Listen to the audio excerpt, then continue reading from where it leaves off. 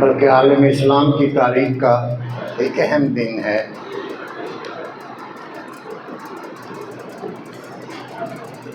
اور خوش قسمتی یہ بھی ہے کہ اخباروں کی حد تک اور ٹیلی ویژن کی حد تک ان جو باتیں بیان کی گئی ہیں ختم نبوت کے اس قومی اسمبلی کے اجلاس کے بارے میں، وہ ہم نے بھی دیکھی اور سنی، لیکن اس عمر کا ایک ایسا حصہ تھا، لیکن باتیں جو کہی گئیں وہ بالکل درست تھیں۔ اب یہ محسوس ہوتا ہے کہ وہ ایک بڑا بہت اہم اور بہت خوبصورت منظر تھا قومی اسمبلی کا۔ ہم لوگ بدقسمتی سے اس وقت اس دور میں ہیں، خاص طور آپ جو ہماری ینگ جنریشن، ایک جوان جو بچے ہیں جو بڑے ہو رہے ہیں، اور ہمارے وہ لوگ جو ابھی اس عمر میں نہیں ہیں جس عمر میں وہ یہ واقعات ہو چکے اور وہ ان کے بعد پیدا ہوئے۔ تو ہم آج کل قومی اسمبلی کے اجلاس ہوتے ہیں ان کے بارے میں ٹیلی ویژن پہ یا اخباروں میں ٹیلی ویژن پہ دیکھتے ہیں، اخباروں میں پڑھتے رہتے ہیں، تو مایوسی سی چھا جاتی ہے عوام میں کہ یہ قومی اسمبلی کرتی کیا ہے۔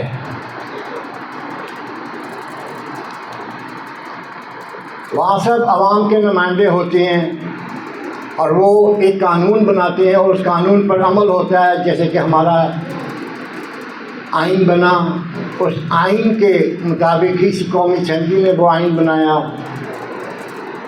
اور پھر یہ لفظ میں معذرت کے ساتھ اپنے علماء کرام سے میں یہ چاہوں گا کہوں کہ سب نے قادیانیت احمدیت کو اجاگر کیا کہ عرف عام میں جو ہمارے ذہن میں ہے، جو ہمارے بچوں کے ذہن میں بھی ہوگا، وہ ہے مرزئی۔ اس لفظ کو بھی یاد کریں کہ قادیانیت اور مرزئی ایک ہی چیز ہے۔ مرزئی کا لفظ کسی نے استعمال نہیں کیا جو کہ عام ہے، اور ہر کوئی مرزئی کہہ کے قادیانی تو وہ لوگ جو کتاب پڑھتے ہیں یا آپ جیسے عالم لوگوں کو بیان کرتے ہیں کہ قادیان کیا ہے، قادیان شہر ہے کہاں ہے، ہندوستان میں ہے، اور وہاں سے یہ ایجاد ہوئے، یہ تو ان لوگوں کو پتہ ہے جو عالم ہیں۔ اصل بات جو اس وقت وہ یہ مرزئی ہے، بھائی ہمارے بچوں کو پتہ ہے یہ مرزئی ہے، اسے پیچھے ہٹو۔ اب قادیانیت کسی کو کہیں گے آپ یہ قادیانی ہے، میرے خیال میں وہ اسے سلام کرے گا، اس کو پتہ ہی نہیں ہے اس چیز کا۔ تو یہ میں معذرت کے ساتھ آپ سے کہتا ہوں۔ اور میں دوسری ایک اور بات جو میں نے نوٹ کی ہے، میں ایک چھوٹا سا، جیسے ہمارے علامہ عاقب صاحب ہیں، اللہ ان کو بڑی خوشی ہوتی ہے جب وہ بات کرتے ہیں اور قبلہ مفتی صاحب کی باتیں کرتے ہیں۔ کاش اس وقت ہم بھی ٹائم نکالتے اور بیٹھتے حضرت صاحب کے پاس،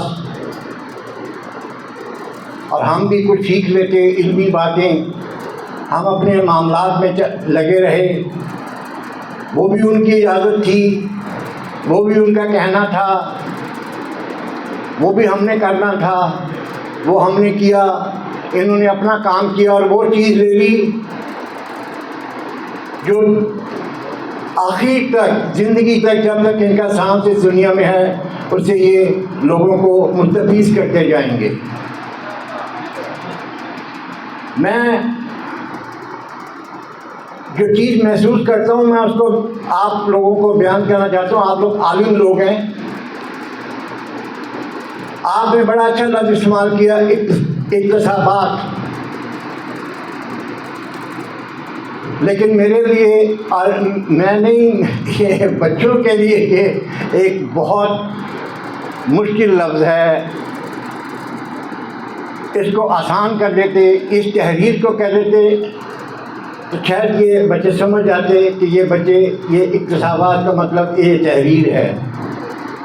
تو بہت سی ایسی باتیں ہیں، جیسے اب وہ مولانا بات کر رہے تھے، پھر اس کے بعد میں کہتا ہوں کہ اگر آپ درس نظامی میں 15 یا 16 یا 17 یا 18 یا 19 یا 20 یا جتنی بھی کتابیں پڑھاتے ہیں، ایک ترتیب سے ایک کتاب کوئی جوان اٹھے اور ایک کتاب ترتیب دے دے جو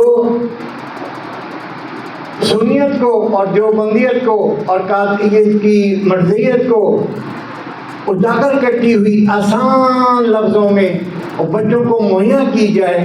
جو بچے ہیں وہ اتنا جو وقت اپنا یہ موبائل پہ خرچ کرتے ہیں، اپنے اس فارغ وقت میں اس کتاب کو پڑھ سکیں، اور ان کو یہ جو ہم 1 سال کے بعد یا کچھ ماہ کے بعد بچوں کو بتاتے ہیں، تو وہی باتیں جو پچھلے سال مولانا نے کی، وہ جو اس سے پہلے کر کے گئے ہیں، وہی باتیں انہوں نے آج کی.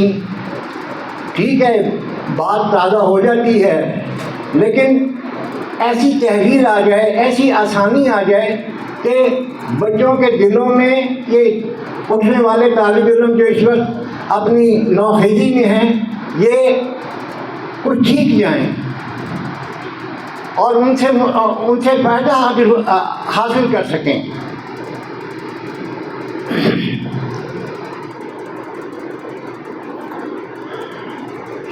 یہ 7 سپٹمبر جو ہے، یہ اس کی ایک اور اہمیت بھی ہے.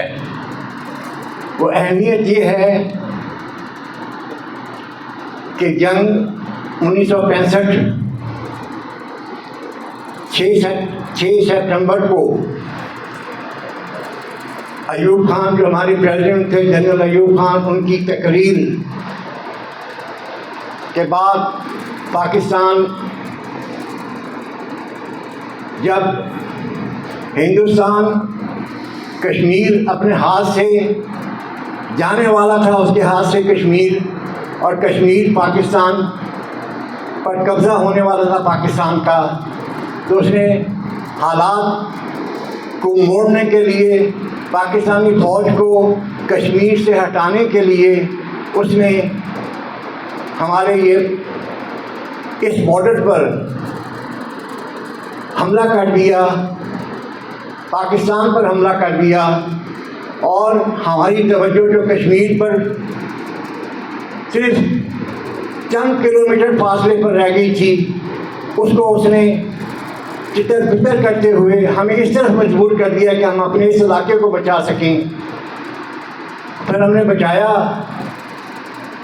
ہماری فوج نے بچایا، ہمارے لوگوں نے بچایا، اس جذبے نے بچایا جو اس وقت عوام میں تھا. میں 9 سال کا تھا. 9 سال کوئی اتنی بڑی عمر نہیں ہوتی، لیکن کچھ یاد ہے کہ وہ دن کیا تھے. آج آپ سکون سے یہاں بیٹھے ہوئے ہیں، ہم اس دن یہاں سکون میں نہیں تھے. ماڈل ٹاؤن میں اس دن ہم یہاں سکون پہ نہیں تھے. معلوم ہو رہا تھا کہ زلزلے پہ زلزلہ آ رہا ہے، زلزلے پہ زلزلہ آ رہا ہے، زلزلے پہ زلزلہ آ رہا ہے. 7 اور 8 تاریخ تک لگاتار ماڈل ٹاؤن جو تھا، لاہور جو تھا، وہ اس طرح لرزتا رہا. معلوم ہوتا تھا کہ ابھی زلزلہ، یہ زلزلہ ہے. آپس میں لوگ بات کرتے ہیں، یہ بم چل رہے ہیں، یہ زلزلہ نہیں، یہ بم چل رہے ہیں. یہ ہماری توپ تھی، رانی توپ، وہ ہندوستان کے اوپر حملہ کر رہی تھی. جب وہ چلتی تھی تو پورا لاہور لرز اٹھتا تھا، پورا لاہور. تو ایک بڑا پیارا جذبہ تھا اس وقت، اور وہ جذبہ اسی ایمانی قوت کا تھا کہ ہم نے مسلمان ہو کر اپنا وہ جو ایک ہمارا ہندوستان کے ساتھ تنازع چل رہا ہے، جھگڑا چل رہا ہے، وہ ہمیں نہیں مان رہا، وہ ہمیں ہر وقت گرانا چاہتا ہے، مختلف ہتھ کنڈے استعمال کرتا ہے، مختلف باتیں کرتا ہے، کسی طریقے سے بھی ہمیں اٹھنے نہیں دیتا۔ اور یہاں میں آپ ایک بات بتاتا چلوں کہ ہم لوگ، بہت کم لوگوں کو یہ بات پتہ ہے کہ ہم لوگ صرف 1 منٹ کے فاصلے پر اپنی زندگی جی رہے ہیں۔ 1 منٹ کے فاصلے پر ہم اپنی زندگی جی رہے ہیں۔ پاکستان قائم و دائم ہے۔ مثال کے طور پہ ہمارا ایٹمی پروگرام جو ہے وہ کوہوٹا ہے، جو راولپنڈی کے پاس ہے۔ کوہوٹا ایک جگہ ہے جو ہمارا پلانٹ لگا ہوا ہے، اور ہندوستان سری نگر سے اس کے جہاز اڑتے ہیں، اور وہ ہمارے اس کوہوٹا پلانٹ کو اڑانے کے لیے دن میں کئی پروازیں کرتے ہیں، اور ہمارا 24 گھنٹے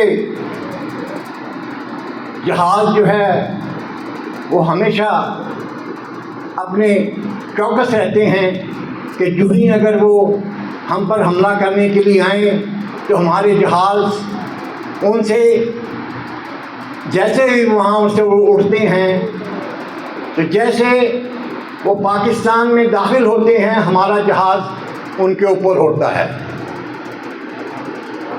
جب ہمارا جہاز ان کے اوپر ہوتا ہے تو اس کے بعد وہ واپس چلے جاتے ہیں۔ ان کو یہ موقع نہیں مل رہا اور نہ ملے گا انشاءاللہ تعالیٰ۔ اور جب بھی کوشش کرتے ہیں، یہ نہیں کہ وہ ہر روز کرتے ہیں، جب وہ ان کا ایک پلان ہو کہ آج ہم نے پاکستان کو کوہوٹا کے جیسے وہ ہوا تھا ابھی پیچھے 2 جہاز ان کے گرائے تھے اور ایک ان کا پائلٹ پکڑا گیا تھا، وہ بھی اس کے لیے سے یہ آیا تھے۔ یہ تو اسی طرح یہ معاملہ چل رہا ہے۔ تو اس 65 کی جنگ میں ہماری بہادر افواج نے اور لوگوں نے اور لاہور کا عوام نے جو جذبہ دکھایا، اور فوج نے اس جذبے کو دیکھا، اور اس فوج نے اس جذبے کو دیکھتے ہوئے اپنی جانوں کو قربان کیا، اور ایسے ایسے کارنامے ہوئے کہ پڑھ کر سن کر انسان کی طبیعت جو ہے وہ ایک ایسے ماحول میں چلی جاتی ہے کہ ہمارے لیے خوش نصیبی کا باعث ہے کہ ہمارے محافظ زندہ ہیں اور طاقت میں ہیں اور ہمارے لیے ہر وقت سر پر کفن ہوتے ہیں۔ ابھی کل میں پڑھ رہا تھا سائفن، شاہد بھائی نے یا ماجد بھائی نے دیکھا ہوگا، سائفن ایک جگہ ہے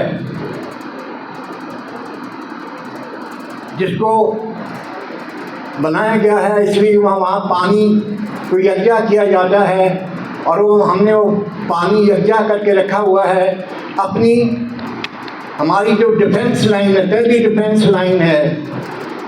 مطلب کہ اگر ہندوستان ہماری طرف سے آتا ہے، اپنی طرف سے آتا ہے ہماری طرف، تو ڈیفنس لائن ہے BRB کی نہر، اس کے اوپر وہ سائفن بنا ہوا ہے۔ اس سائفن کو کل میں پڑھ رہا تھا اخبار میں، اس سائفن کو توڑنے کے لیے، اس کو برباد کرنے کے لیے ہندوستان نے اتنے حملے کیے کہ اس کو وہ توڑ نہیں سکا۔ اس کی توڑنے کی وجہ کیا تھی؟ یہ سن کے آپ حیران رہ جائیں گے۔ اس کے توڑنے کی وجہ یہ تھی کہ اگر وہ پانی وہاں سے نکل جاتا، وہ راستہ جہاں سے وہ پانی بہہ رہا تھا وہ راستہ خشک ہو جاتا، اور ان کو وہ ٹینک اور اپنی بکر بند گاڑیاں لانے میں آسانی ہوتی، اور وہ آرام سے لاہور کی طرف قدم بڑھاتے ہوئے آتے اور ہمارے لاہور پر قبضہ کر لیتے۔ لیکن وہ نہیں توڑ سکے اور وہ نہیں آ سکے، اور وہاں ہمارے کئی جوان شہید ہوئے، کم سے کم جوان شہید ہوئے، ان کے کم از کم 200-250 بندہ ان کا مارا گیا اور وہ اس کو نہیں توڑ سکے۔